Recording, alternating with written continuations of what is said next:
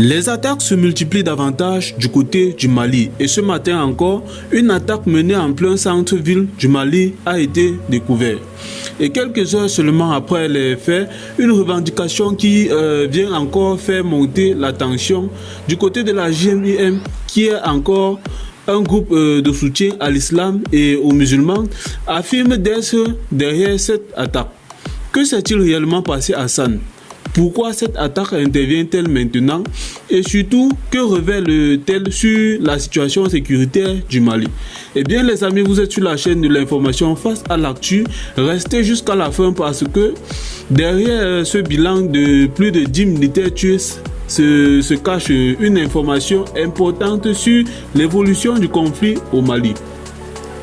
Ce qui s'est passé à San va nous terrorifier.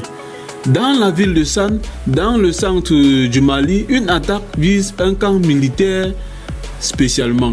Selon les informations rapportées par plusieurs médias, l'attaque fait au moins plus de 10 morts dans les rangs de l'armée malienne. Le choix de San est loin d'être anodin.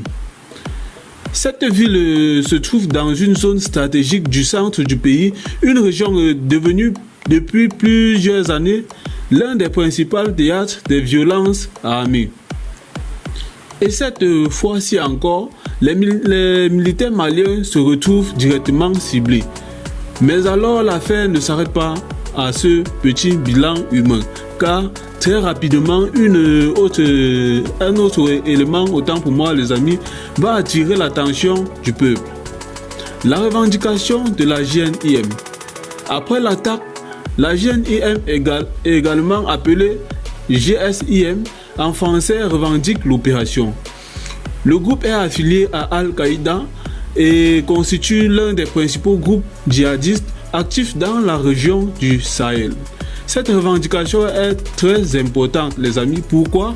Parce qu'elle permet au groupe de présenter l'attaque comme une démonstration de sa capacité à frapper les forces maliennes spécialement. Mais attention les amis, une revendication provenant d'un groupe autant pour moi armé doit être considérée avec prudence. Une revendication n'est pas à elle seule une preuve indépendante de tous les détails annoncés. C'est pourquoi les amis, il faut distinguer ce qui est rapporté par les sources et ce qui est revendiqué par la JNIM et ce qui reste encore à confirmer.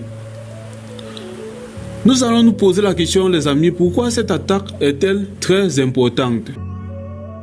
Cette attaque intervient dans un contexte sécuritaire particulièrement très tendu du côté du Mali. Ces derniers mois, les forces maliennes ont été confrontées à une succession d'attaques dans des différentes parties du territoire. Et le JNIM conserve une capacité d'action très importante dans cette histoire. Le groupe ne cherche pas seulement à provoquer des pertes militaires, ces opérations participent également à une stratégie plus large, maintenir la pression sur l'État, perturber les déplacements, attaquer les positions militaires et démontrer qu'il peut encore agir dans plusieurs zones autant pour moi du pays. Une analyse récente du Timbuktu Institute décrit d'ailleurs le JNIM comme une coalition issue notamment d'Anza, de la Katiba, Massina et d'autres composants liés à Al-Qaïda, au groupe islamique. Autrement dit, derrière cette nouvelle attaque se trouve un conflit beaucoup plus large. Le message derrière la revendication est le suivant. Alors, quel message le JNIM cherche-t-il à envoyer? Le premier message est très clair et concerne la partie militaire. Nous sommes toujours capables de frapper. Le deuxième est psychologique. Chaque attaque contre une position militaire peut alimenter le sentiment d'insécurité et donner au groupe l'occasion de diffuser sa propre propagande. Et le troisième message est politique. Dans un Mali confronté depuis des années à une crise sécuritaire profonde, chaque attaque contre l'armée devient automatiquement un test de la capacité de l'État à contrôler son territoire. C'est précisément pour cette raison que l'attaque de San mérite d'être suivie de très près. Une nouvelle preuve pour les FARMA qu'est l'armée malienne. Pour les forces armées maliennes, cette attaque représente évidemment une nouvelle preuve. Les FARMA ont considérablement renforcé leurs opérations contre les groupes armés ces dernières années. Mais les événements récents montrent une réalité plus différente. La reconquête militaire d'un territoire ne signifie pas nécessairement la disparition immédiate de la menace. Un groupe armé peut perdre certaines positions, se disperser, modifier ses méthodes puis réapparaître ailleurs. C'est l'une des difficultés majeures de la lutte contre les insécurités dans le Sahel. La question qui reste à savoir est maintenant une question demeure. Que va faire l'armée malienne après cette attaque? Va-t-elle lancer une vaste opération de représailles dans la zone attaquée? Va-t-elle renforcer la position militaire autour de San?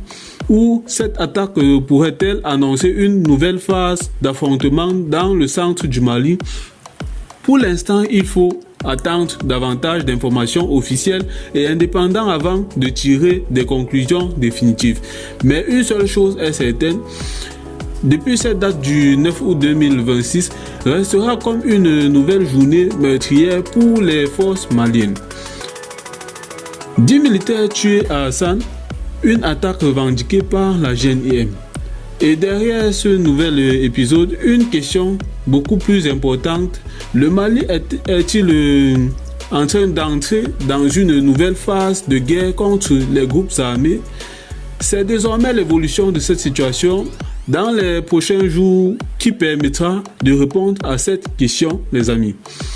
Si vous voulez suivre les dernières informations sur le Mali, la FARMA, la GNIM, la FLA et la situation sécuritaire au Sahel, abonnez-vous les amis à Face à l'actu, activez la cloche et partagez cette vidéo.